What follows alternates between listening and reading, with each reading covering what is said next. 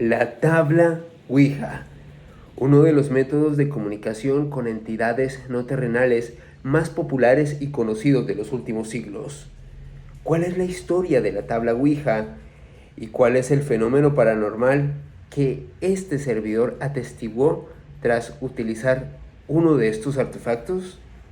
Esa es la temática que estaremos analizando en este video. Bienvenidos a Mandrágora. La mandrágora es un ser vivo con cualidades mágicas y propiedades curativas que durante siglos nos ha llevado a un mundo donde la realidad y la ficción coexisten. Misterios, enigmas y curiosidades históricas se mezclan en Mandrágora, un espacio de lo insólito. Presenta Alejandro Bernal.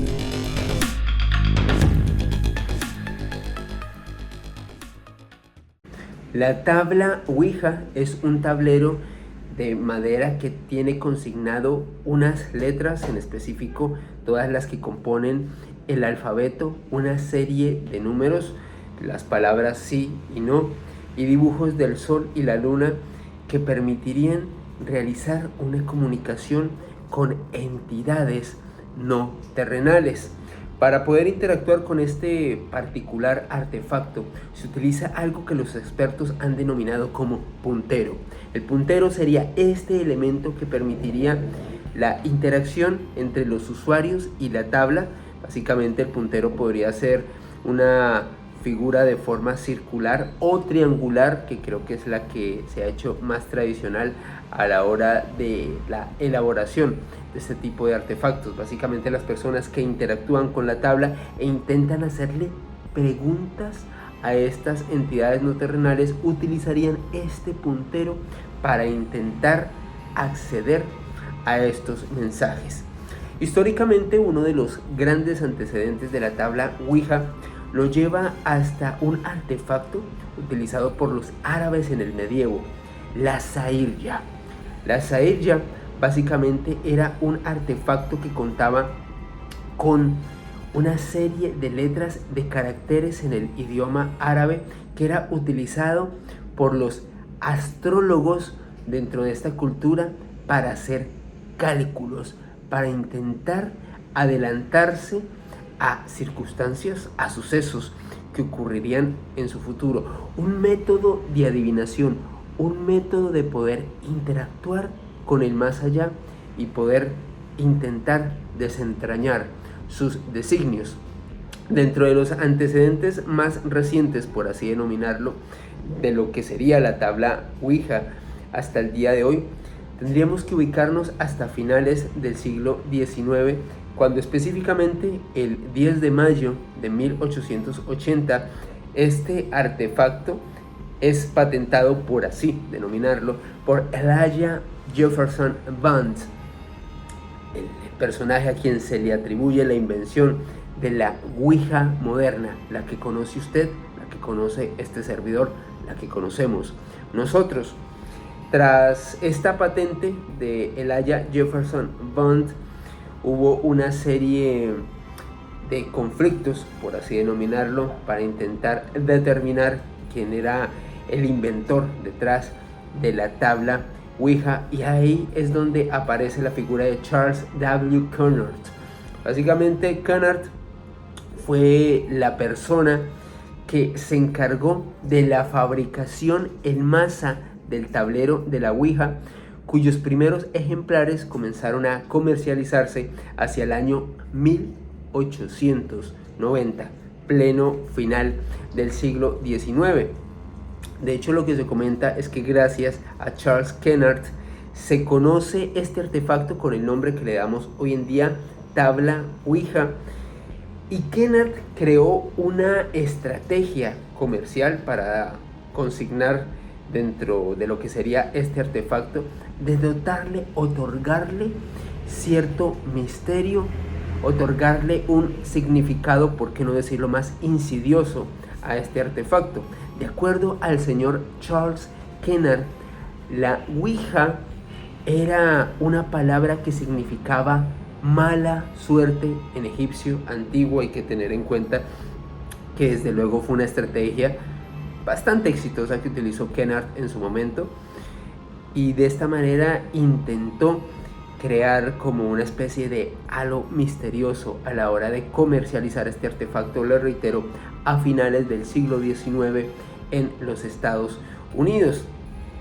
Fue pasando el tiempo y curiosamente, y aquí quiero hacer un rápido contexto, fíjense que la tabla Ouija comenzó a ser comercializada en los Estados Unidos a finales del siglo XIX, pero en ese mismo momento, en el viejo continente, estaba ocurriendo un gran apogeo, un gran renacimiento del ocultismo, protagonizado por figuras tan emblemáticas como el mismo Aleister Crowley y muchos otros, en donde básicamente una gran cantidad de místicos del viejo continente estaban abrazando algo que se conoció como un neopaganismo, el surgimiento de creencias antiguas, de revivir algunos mitos y creencias míticas de pueblos originarios del antiguo mundo, del viejo mundo, más específicamente de Europa.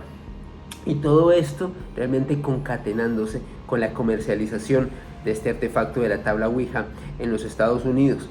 Fue pasando el tiempo y es ahí donde, en la medida en que este artefacto comenzó a tener tanto éxito, recuerden cuando fue comercializado por Charles Kennard, que posteriormente la patente de la tabla Ouija fue vendida para William Fult, un antiguo empleado de Charles Kennard, y bajo el mandato de William Fult fue cuando realmente la Ouija aparece como un elemento interesante dentro de la cultura popular de los Estados Unidos, no solamente a nivel de comercialización, porque se vendía como juguetes más, se vende como juguete incluso hasta el día de hoy, tanto así que interesó a un grupo importante de empresarios especializados en juegos de mesa en los Estados Unidos, los Parker Brothers. Los Parker Brothers básicamente era una empresa que se encargaba de diseñar juegos de mesa en la primera mitad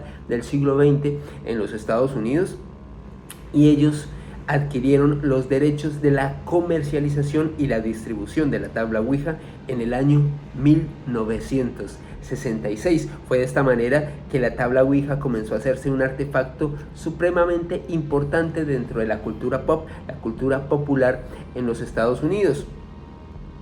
Fue tal la importancia de la tabla Ouija en aquel entonces en Norteamérica que un profesor de secundaria, Larry Bayou, realizó un experimento para intentar determinar si en efecto este artefacto sería un puente entre esta realidad y entidades del más allá. Básicamente lo que hizo Larry Bayou fue aglutinar a una serie de estudiantes, vendar sus ojos e intentar realizar comunicaciones con este tipo de entidades. De acuerdo a las personas que han investigado este caso, Larry Bayou no pudo obtener ningún mensaje que fuese inteligible, algún mensaje que pudiese ser concreto o entendible, por lo cual tras este experimento realizado por este maestro Larry Bayou se determinó que en efecto la tabla Ouija sería un elemento que funciona bajo la sugestión de las personas que interactúan con este artefacto. De acuerdo a Larry Bayou, el hecho de que sus estudiantes hubiesen tenido los ojos vendados y no pudiesen ver las letras del alfabeto que se encuentran dentro de esta tabla, harían pensar que en realidad los mensajes que provienen de la misma no vienen de entidades terrenales, sino que en este caso serían fabricados por las personas que interactúan con este artefacto. Posteriormente, la ciencia, en específico la psicología, determinó que el mecanismo científico que haría funcionar a la tabla Ouija, estas interacciones impresionantes, al menos para algunos, con entidades del más allá, se conoce bajo el nombre de efecto ideomotor, es decir, el cómo poder generar movimientos sin darnos cuenta de que los estamos realizando. Básicamente, el efecto ideomotor es un fenómeno psicológico en el que el sujeto o las personas que interactúan con algo realizan movimientos de forma inconsciente, de forma automática, desencadenados por un estímulo que en este caso es suscitado por algo en particular, por un objeto o por una situación específica. Todo ese es el contexto de lo que es la tabla Ouija, el surgimiento, sus inspiraciones y la forma en la cual se comercializó en el siglo XX. Pero ¿qué pensarían ustedes si les dijera que este servidor tiene una historia muy particular con uno de estos artefactos? Para darles el contexto, este suceso que les voy a narrar a continuación ocurrió hacia el mes de mayo del año 1993. Yo tenía 9 años de edad y me encontraba en ese momento cursando el último grado en la escuela primaria, grado quinto dentro de la educación básica en Colombia, el país de donde soy. Resulta que hacia el día 20 de abril, bueno, más específicamente en aquella fecha, falleció Mario Moreno Cantinflas, uno de los cómicos más importantes del siglo XX, una figura emblemática dentro de la comedia y la actuación en Hispanoamérica. Y recuerdo que en aquel mes de mayo del 93, un compañerito que se creía muy gracioso, a la hora del recreo, del descanso, del receso de las actividades matutinas, decidió arrancar una hoja de cuaderno y dibujar un alfabeto. Yo sinceramente ignoraba que esto tuviese que ver con este artefacto del cual les estuve haciendo el contexto hace unos instantes. Dibujó el alfabeto, dibujó las palabras sí y no, un sol y una luna, sacó una moneda, nos invitó a reunirnos a varios de los compañeros que en ese momento compartíamos el curso, y el propósito de esta interacción o este juego, de acuerdo a este compañerito, era intentar comunicarnos con Cantinflas. Para quienes no hayan vivido esta circunstancia, fue un hecho absolutamente mediático. Todos los medios de comunicación hablaron al respecto. Fue, por decirlo así, la noticia más importante del año en aquel momento. Y bueno, digamos que esto inspiró a este niño a intentar interactuar con el espíritu de este cómico en ese momento.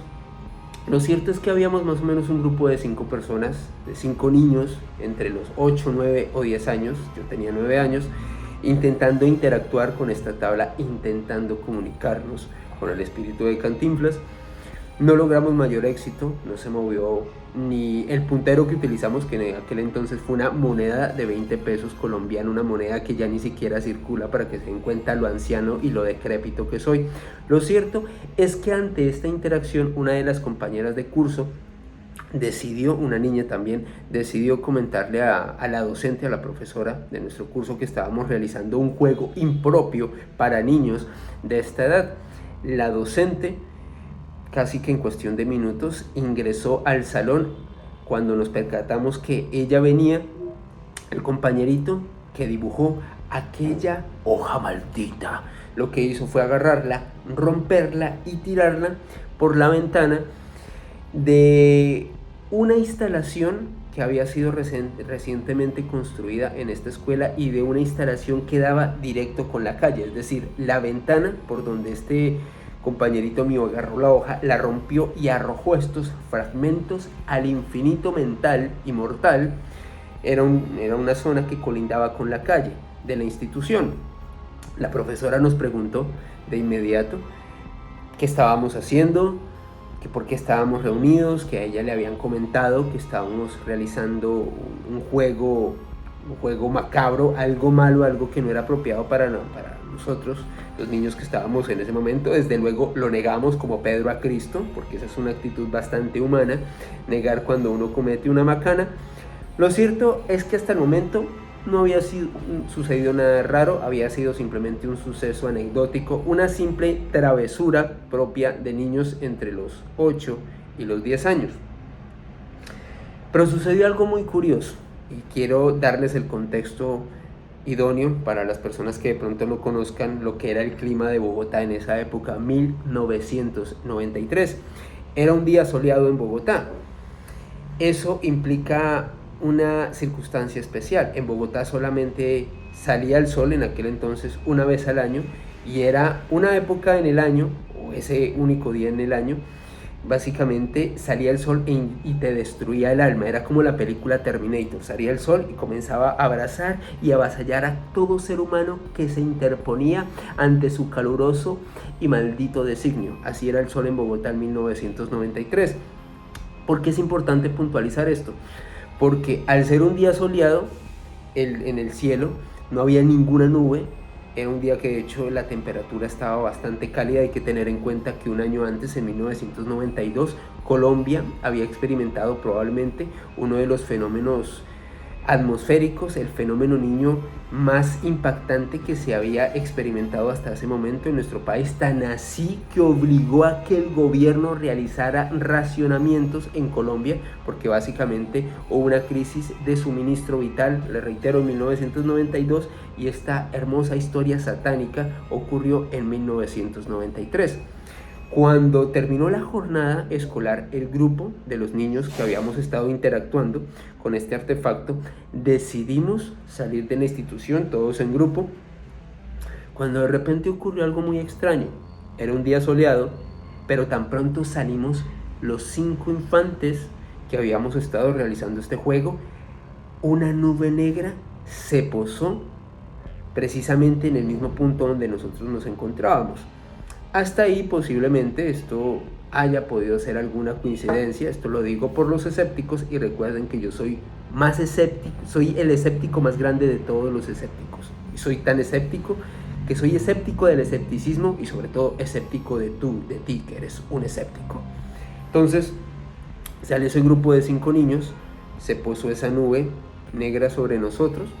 Pensamos que simplemente era uno de los típicos cambios abruptos de clima que ocurren en una ciudad como Bogotá, cuando de repente, a 1,5 metros de donde habíamos roto los fragmentos de esa hoja de papel donde mi compañerito había dibujado el alfabeto, las palabras sí, no, había dibujado el sol y la luna, y había intentado contactar con el espíritu de Mario Moreno Cantinflas, se formó un remolino bastante grande, más o menos de, no sé, yo calculándolo hoy en día, supongo yo que esta manifestación tendría más o menos unos 3 metros, un remolino muy oscuro que de inmediato pasó por encima de estos fragmentos de papel. Yo recuerdo haber visto ese remolino pasar por encima de estos fragmentos, ver esos fragmentos, en este caso suspendidos en el aire por interacción de este remolino.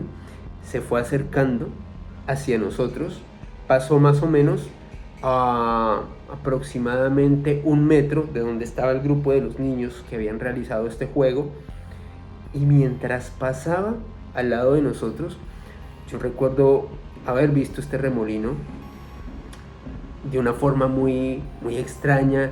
Era un remolino muy oscuro, se sentía un aire gélido. O sea, yo creo que en mi vida he sentido tanta sensación de frío y vulnerabilidad como la sentí en ese momento, un frío que me caló los huesos en ese momento tras pasar al lado de nosotros. Recuerden, más o menos a 1 metro de distancia del grupo de los niños que habían estado interactuando con este artefacto.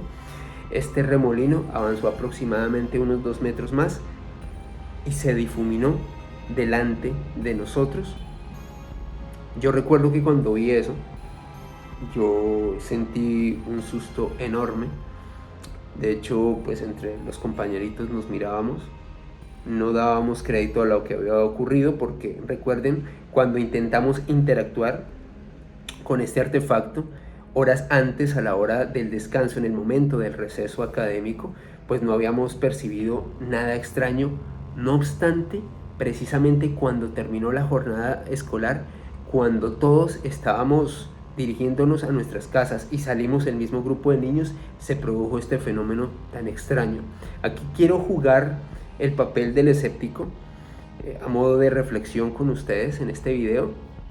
Pienso que quizás pudo haber sido una coincidencia que nosotros hubiésemos salido, hubo un cambio abrupto de temperatura que les reitero no era muy usual en Bogotá en ese entonces. El día que hacía sol era un día infernal, pero no puedo sacarme de la cabeza que lo que ocurrió es, al menos para mí, una de las cosas más inexplicables que me ha sucedido en la vida. Créalo o no, a mí no me interesa, eso fue lo que yo viví. Yo simplemente estoy compartiéndoles esa historia, ese relato, y por más que intento buscarle una explicación racional, por un lado no entiendo cómo se produjo no solamente esta variación abrupta de temperatura, lo vimos todos los niños y por eso les reiteraba el contexto climático en aquel entonces. No entiendo cómo surgió ese remolino, porque precisamente pasó por encima del fragmento de esa hoja de cuaderno, una hoja de cuaderno normal que puede conseguir cualquiera de ustedes en Hispanoamérica o en el mundo. Cómo pasa por encima de ese fragmento, cómo se dirige hacia nosotros, me hizo sentir un frío que me caló claramente el cuerpo, y que sin lugar a dudas para mí es el suceso paranormal más impactante que he vivido en toda mi vida. Desde luego, yo no tengo la última palabra y quiero conocer tu punto de vista ahí, a través de la caja de los comentarios. No olvides que puedes seguirme a través de redes sociales, en Instagram en @alebernalpress con ss, y también que te puedes unir al grupo oficial de Telegram de este espacio. Ambos enlaces te los dejo en la descripción del video. Y no olvides que el conocimiento es una creación colectiva, lo gestamos entre todos, y que el misterio es cultura. Si te preguntas algo por mi escenografía, estoy lejos de casa y tengo que seguir trabajando como un esclavo de YouTube, como tú eres esclavo viéndome en este momento. Así que nos vemos en un próximo video aquí en Mandrágora. Hasta pronto.